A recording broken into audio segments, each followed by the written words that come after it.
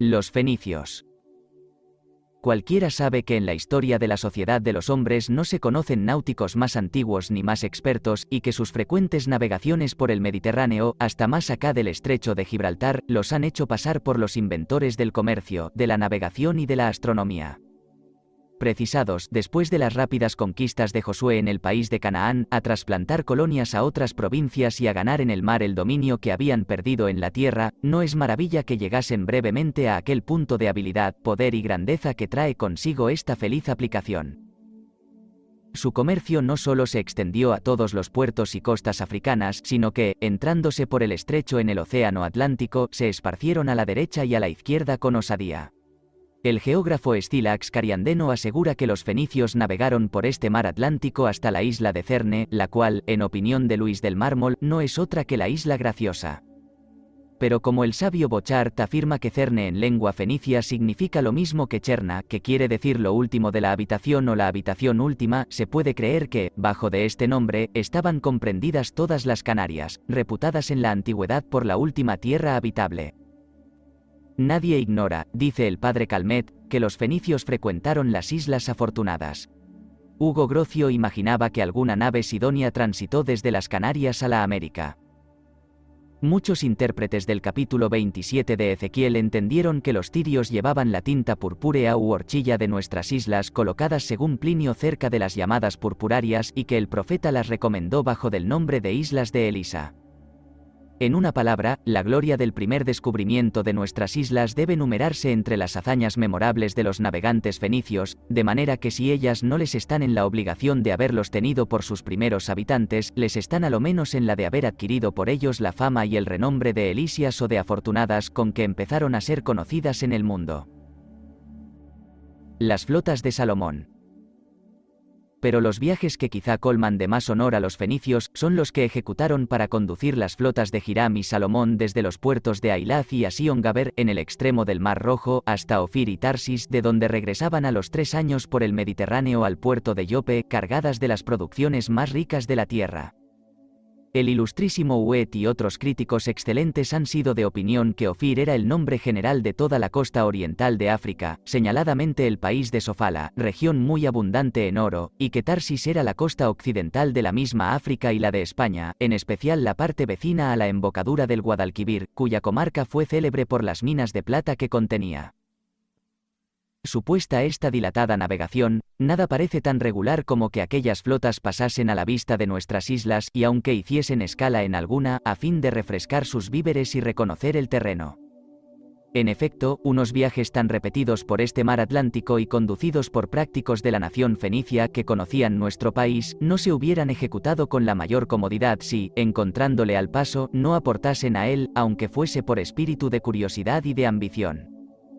Heródoto asegura que los fenicios hacían frecuentes escalas por nuestro mar Atlántico, en cuyas islas y costas africanas desembarcaban, renovaban la aguada y aún sembraban sus granos, esperando hasta el tiempo de la cosecha, por cuya razón empleaban 2 años para llegar a las columnas de Hércules o Golfo Gaditano. Los griegos. No aseguraremos con el mismo género de persuasión que el poeta Homero, en sus viajes por el Mediterráneo, hubiese venido a nuestras islas, según creyó Salazar de Mendoza, ni que Ulises, en el curso de sus peregrinaciones marítimas, reconociese alguna de las Canarias, por más testimonios que tengamos de sus giros por este océano. El mismo Homero, que se hallaba instruido a lo menos en lo concerniente a las afortunadas por medio de las relaciones de los fenicios, refiere en nombre de Minerva la residencia de aquel héroe en la isla Ogygia del océano Atlántico, cubierta de bosques y habitada por Calipso, hija de Atlante, de donde transmigró a la de Córcira, cuyo rey Alcínoo le informó cómo desde sus estados y en sus bajeles había partido Radamanto cuando emprendió ir a visitar a Titio, el hijo de la tierra. Prueba evidente, dice Madama Dacier en sus notas a la Odisea, de que Homero hizo a la isla de Córcira una de las afortunadas, pues en el libro 4 dejaba supuesto que Radamanto tenía en ellas su habitación y autoridad legislativa. Mas, aunque estos episodios contengan algún fondo de verdad, no podemos fundar de buena fe en ellos ningún suceso histórico, mayormente cuando, por defecto de Ulises, tenemos otro griego famoso que, no habiendo hecho menos figura en el sitio de Troya, pudo haber aportado a nuestras islas con más probabilidad. Aristónico gramático, contemporáneo de Estrabón, en un tratado que compuso de los errores de Ulises arreglado a la tradición de los antiguos, supone que Menelao, regresando de aquella guerra, rodeó por nuestro mar Atlántico, y que esta fue la causa verdadera de su prolijo viaje. Luis del Mármol, en su descripción del África, asegura lo mismo.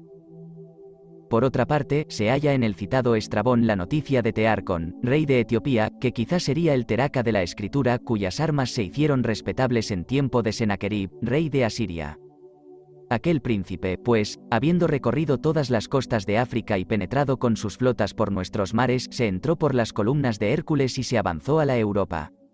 También sabemos que los griegos que habitaban la Jonia, en el Asia Menor, llegaron a verse tan poderosos sobre el mar que, después de haber establecido algunas colonias en las Galias, se extendieron hasta más acá de las referidas columnas. Los egipcios. Como los egipcios disputaban a los fenicios la antigüedad en las largas navegaciones, parece que dividieron entre sí el comercio ultramarino, traficando aquellos por el Mar Rojo hacia el oriente, mientras estos corrían hacia el occidente por el Mediterráneo. Pero como no hubiese salido bien a Necao o Neco, rey de Egipto, el gran proyecto de unir el Nilo con el Mar Rojo, tomó la determinación de hacer un descubrimiento general de las costas del África, empleando en tan vasta empresa algunos marineros fenicios como más hábiles en las expediciones a esta parte del mundo. La escuadra salió del Mar Rojo 616 años antes de Cristo y, habiendo corrido todas las costas orientales del África, dobló el Cabo de Buena Esperanza, 21 siglos antes que Vasco de Gama, pasó por toda la costa occidental, navegó nuestro océano Atlántico, siendo verosímil reconociese alguna de las Canarias, y entró finalmente por el estrecho para restituirse a Egipto por el Mediterráneo. Los marselleses. Algún tiempo después honraron su floreciente marina los marselleses con otra expedición semejante. No satisfechos de ver su navegación establecida por toda la extensión del Mediterráneo, en la que habían hecho grandes progresos, se entraron osadamente en el océano por el estrecho de Gibraltar y siguieron diversos rumbos. Piteas tomó su derrotero hacia el norte y penetró hasta la Islandia, mientras Eutímenes se encaminó felizmente a nuestras islas y, siguiendo las costas occidentales de África, llegó hasta la equinoccial. Estos dos ilustres marselleses, restituidos a su patria, compusieron la relación circunstanciada de sus descubrimientos y dejaron sus obras geográficas a la posteridad. Los cartagineses. Pero Cartago, rival de Marsella, hija de Tiro y obra de la industria y del comercio fenicio, no solo llevó los descubrimientos de su pericia náutica hasta más allá de las columnas de Hércules, sino también sus posesiones y comercio. La famosa navegación de Janón, sufete o rey de Cartago, hecha desde Cádiz a lo largo de las costas occidentales de África por orden del Senado, con 60 bajeles de transporte, 435 años antes de Cristo, es célebre en los escritos de Aristóteles, Mela, Plinio y Arriano. Estos autores nos dicen que se pobló entonces nuestra región de algunas colonias de aquellos descubridores, y es verosímil que desde este tiempo empezasen a distinguirse dos de las islas afortunadas con el renombre de Islas Iunonias, por ser Juno la diosa tutelar de la nación púnica. Restituido Janón a Cartago, depositó en el templo de Saturno su periplo o comentarios geográficos sobre los descubrimientos hechos durante una peregrinación de 5 años, no sin haber inmortalizado su crédito y la reputación de la república a quien había servido. El autor del Libro de las Maravillas, atribuido a Aristóteles, y Diodoro de Sicilia refieren otro descubrimiento, practicado por los mismos cartagineses, que quizá no nos toca menos directamente. Poco tiempo después de la navegación de Janón, sucedió que ciertos aventureros de aquella nación laboriosa, habiendo salido de Cádiz, ya por imitar la feliz osadía de este grande hombre o ya arrebatados de alguna recia tempestad, navegaron por nuestro océano Atlántico, entre Occidente y Mediodía, y aportaron a una isla afortunada, cubierta de bosques, fecunda en pastos y regada de agradables arroyos. Añaden que una partida de la gente del equipaje se estableció en ella, mientras la demás retornó a dar esta importante noticia a la República, cuyo Senado, como aprendiese que un territorio que pintaba tan delicioso la exageración, podría privar al Estado de muchos ciudadanos útiles, formó un riguroso decreto para que ninguna persona intentase pasar a aquel país, pena de la vida. Aseguran, en fin, que los cartagineses hicieron de este hallazgo un misterio político a las demás naciones, reservando la nueva isla para asilo y recurso en caso de cualquier conflicto, como si tuviesen presentimientos de la desolación que les amenazaba. No ignoro que algunos sabios han sido de opinión que aquella isla afortunada pudo ser no sé qué parte de la América, pero también sé que el ilustre Bochart no se acomodó jamás a este pensamiento, y que los hombres de más inteligencia están convenidos en que fue alguna de las Islas Canarias. De ningún modo dudo, dice el padre don Agustín Calmet, que aquella isla de que Diodoro hace mención, sea una de las Canarias, a donde ya habían penetrado los fenicios. No sabemos si los cartagineses se olvidaron para siempre de nuestras islas y si se privaron, a pesar de su carácter traficante, de las ventajas que podían sacar de este comercio. Lo que Eustacio, sobre la fe de Heródoto, dice, es que ellos cultivaban el negocio con ciertos pueblos, situados fuera de las columnas de Hércules, de una manera bastantemente extraordinaria, porque llegaban a sus costas, sacaban sus mercaderías a tierra y se retiraban a bordo, después de haber avisado con ahumadas a los paisanos, quienes acudían inmediatamente, ponían al lado de lo que deseaban comprar el cambio en que lo avaluaban y después se ausentaban la tierra adentro. Volvían luego los cartagineses y entonces tomaban el precio que se les ofrecía, si les parecía bien, o lo dejaban y se llevaban otra vez sus efectos. Véase aquí una permuta fiel, que se concluía o se interrumpía sin hablar una sola palabra, y que es digna del genio de nuestros antiguos habitantes. Si es cierto, como refiere Barros en su Historia de las Indias Orientales, que en la isla de Cuervo, una de las Azores, hallaron los portugueses sobre un peñasco cierta estatua de piedra que representaba un hombre a caballo con la mano siniestra sobre el pescuezo del bruto y señalando con la diestra hacia el occidente, se puede creer que este sería un monumento de las navegaciones de los cartagineses por nuestros mares, lo que se comprobaba por la inscripción que aquella estatua ecuestre tenía en el pedestal. Pues no se pudieron descifrar sus caracteres.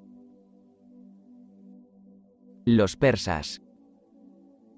Jamás se había visto Cartago en un grado tan respetable de dominio sobre ambos mares como cuando Alejandro concibió vastos designios sobre la navegación, después de haber hecho el sitio de Tiro, de donde traían los cartagineses el origen. Meditaba, pues, aquel monarca que, saliendo sus flotas desde el Golfo Pérsico, doblasen el Cabo de Buena Esperanza, recorriesen las costas occidentales de África, examinasen nuestras islas, entrasen por las columnas de Hércules, conquistasen las Mauritanias, castigasen a Cartago, sujetasen la Numidia, domasen la Italia y retornasen a la Grecia. Pero su temprana muerte, que cortó en su raíz este soberbio plan, robó también a las Canarias la funesta gloria de ser conquista de las armas de Alejandro.